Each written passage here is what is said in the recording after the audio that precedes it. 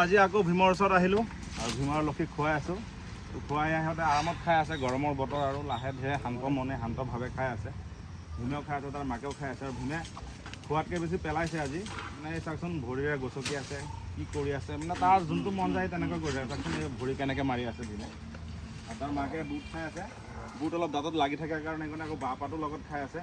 এইফালে তৰমুজ খাব আৰু লাহে লাহে খাব, কাম বন নাই নহয় সিহঁতৰ, খোৱা বোৱা সিহঁতৰ কাম আৰু। খাই কৰি ধুনীয়াকৈ থাকিব, গা ধুৱাব লৈ যাব ঈশ্বৰে। তো দেখুৱাই দে ঈশ্বৰহঁতে সেইফালে বহি আছে, সেয়া এইফালে বহি আছে। তো আৰু এইফালে আকৌ ভীমহঁতে খাই আছে। ভীম ভীম খোৱা হ'ল নে? খোৱা হ'ল? এই বেটা খোৱা হ'ল নে? হ'ল নে? আলু খালে আলু খালে ন? এই চাওকচোন খুৰাটা কি কৰি আছে চাওক, চাওক এই চাওক।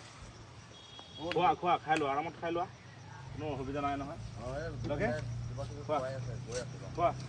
ৰঙালাও কি কৰিছ ঐ? লক্ষী আৰু ভীমে ধুনীয়াকৈ খাই থাকক। আৰু আমি বাহাদুৰৰ ওচৰতো যাম, বাহাদুৰ আছে, বাহাদুৰকো খুৱাব যাম। লক্ষী আৰু ভীমৰ পেটটো ভৰি লওক, তাৰপিছত ভীমৰ বাপেকৰ ওচৰলৈ যাম। আপোনালোকে চাই থাকিব মোৰ ভিডিঅ'টো। Bye bye.